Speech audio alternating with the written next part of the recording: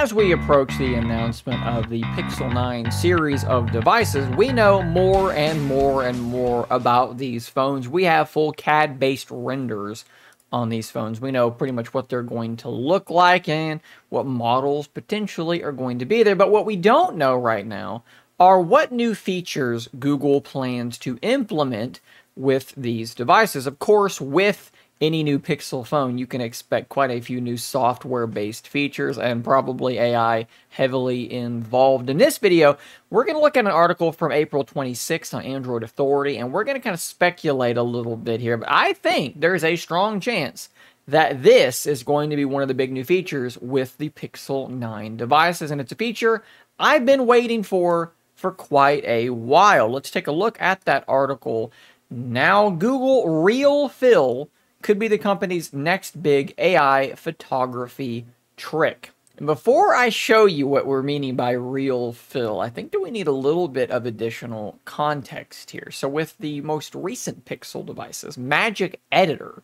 was kind of the big landmark new feature. And what you're able to do with Magic Editor is actually grab objects in a photo and either remove them or move them to a new spot. Either way, you are left with a hole in your photo. And unlike something like Magic Eraser, which uses something akin to content-aware fill, it basically looks at what's around it and it tries to fill it in with the same sorts of things.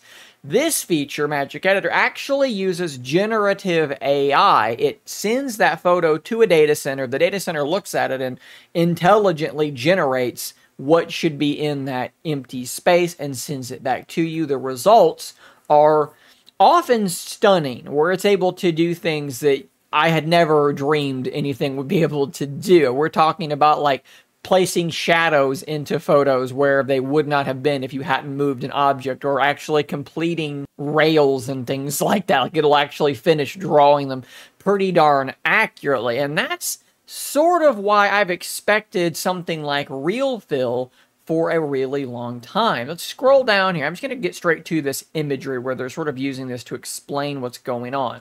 The idea is that we take a photo like this that maybe you shot more closely than you intended to, and you thought, man, it'd be nice if I could zoom this photo out. But of course, you can't zoom it out because you didn't take a picture of what's beyond the photo. With this sort of technology, it's going to, again, scan the photo in a data center, and it's going to try and generate what the rest of this image would look like. And the reason we're talking about it is because Google has filed a trademark for RealFill technology. The trademark was filed via European Union Intellectual Property Office and the U.S. Patent and Trade Office. Quote, providing non-downloadable software using artificial intelligence for in-painting images, providing online non-downloadable software for creating generative models. But that in-painting images is the important feature that kind of tells us what this is going to be. If we look back at these images, though, I think that there's some really interesting stuff to dig into here. So we have other imperfect photos that capture roughly the same scene. We have the photo that we want to, quote-unquote, fix. And then we have our output. So it's going further than just what Magic Editor would do, at least in theory, right? It's going further in that it's not just looking at a little hole and saying, well, it's a picture of a field, so, you know, it should just be more grass or whatever. It's a picture of, like I said earlier, a rail, and now the thing that was blocking the rest of the rail is gone, so we'll just finish the rail.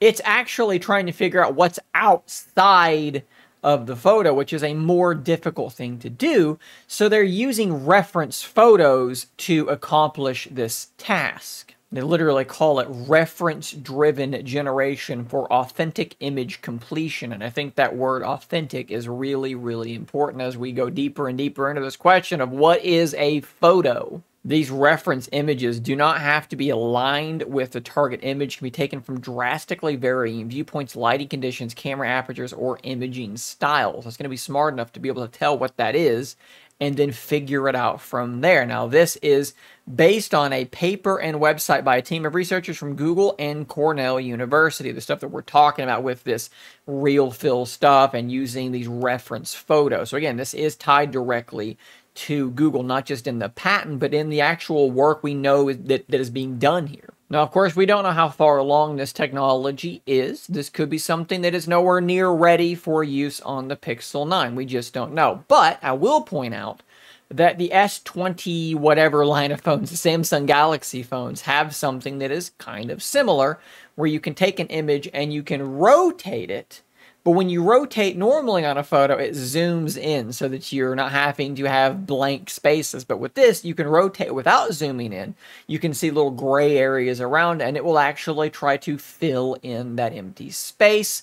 That's kind of similar to what we're talking about. So maybe this technology is not too far off, potentially arriving with the Pixel 9 series of phones. Like I said, I think this is a really, really interesting feature, and I cannot wait to see it come to fruition. But I do want to hear from you guys. What do you think about this? I think that this is something that might actually be more useful at times than Magic Editor. But what do you think? Would you actually use something like this? Let me know in the comments down below. I'll drop a link to this article in the description because I left out quite a bit of stuff, some other reference images and more details. So you can go to that article and check that out yourself, guys. Thanks for watching. Subscribe for more content just like this. And until next time, stay nerdy, my friends.